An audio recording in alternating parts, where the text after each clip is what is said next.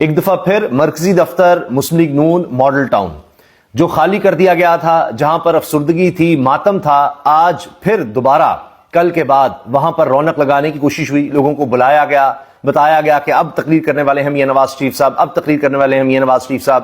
بار بار delay ہوتی رہی. آخر کار جناب میاں صاحب آئے اور انہوں نے تقریر کی، جس کو بہت سے لوگ وکٹری سپیچ کہہ رہے ہیں، جیت والی تقریر، وکٹری سپیچ.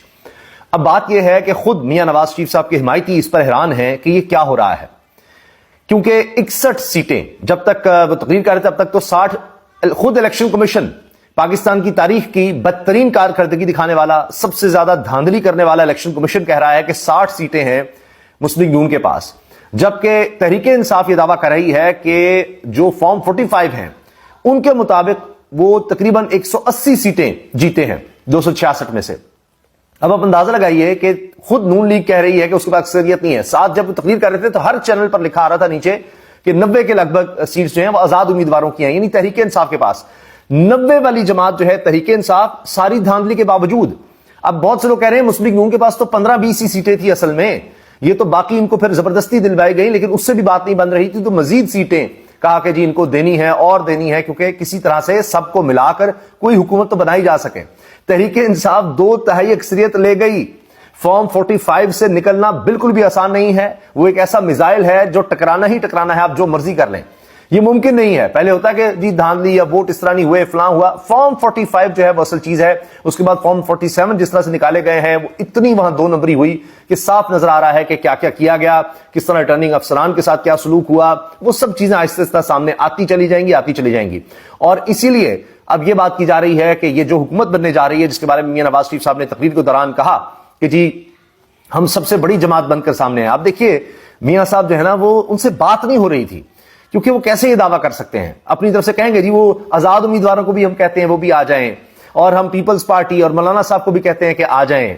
آپ اندازہ لگائیں کہ یہ شکست تسلیم کر رہے ہیں کہ ان کے پاس میجورٹی نہیں ہے، اور وہ آزاد امیدوار جو تحریک انصاف سے تعلق رکھتے ہیں، کیونکہ جس طرح بلہ چھینا گیا، سب کچھ کیا گیا. پاکستان کی تاریخ میں اس طرح کی دھاندلی نہیں ہوئی، کسی جماعت کے ساتھ اتنا کچھ نہیں کیا گیا جتنا تحریک انصاف کے ساتھ ہوا. پھر بھی وہ 2/3 اکثریت لے گئے. اب اس کو انہوں نے کیا کیا، سمپل میجورٹی میں کنورٹ کیا، میاں صاحب کی جھولی میں ڈالا. اب پھر یہ ہے کہ کچھ گرفتاریاں کریں گے، لاپتہ کریں گے، اور کہیں گے جی آزاد امیدوار بھی ہماری طرف آئیں، نہیں تو زرداری صاحب منڈی لگائیں گے، وہ بھی کہیں گے ہماری طرف آ جائیں. وہی بلاول بھٹو زرداری صاحب جو کہہ رہے تھے کچھ ہو جائے اب تو نولی کے ساتھ نہیں جائیں گے. سب ڈرامہ جھوٹ، نورا کشتی تھی. پہلے دن سے ہم آپ کو بتا رہے تھے یہ سب اس لیے تھا کہ شاید کچھ ووٹ لے سکیں، لیکن وہ کوئی مسئلہ نہیں جناب. وہ سارا کچھ ابھی الیکشن سے ایک دن پہلے تک، الیکشن کے دن تک چل رہا تھا.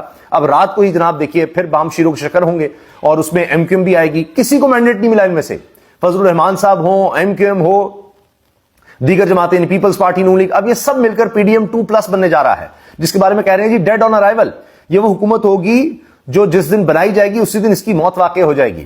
یہ حکومت چل ہی نہیں سکتی، کچھ بھی اور کچھ ہو سکتا ہے، یہ حکومت نہیں چل سکتی. پی ڈی ایم کو نہیں لوگ بھولے، پاکستان کی تاریخ کی بدترین کارکردگی تھی، جس کے بارے میں خود بلاول صاحب کہتے تھے جی بہت برا، مہنگائی کا طوفان، یہ سب. اب وہ حکومت کیسے چلے گی آگے، کیسے وہ فیصلے لے سکے گی؟ زرداری صاحب کہیں گے کہ ہو سکتا ہے وہ کہیں جی بلاول کو پرائم منسٹر بنائیں، یا کم از کم زرداری صاحب کہیں گے جی صدر میں ہوں گا.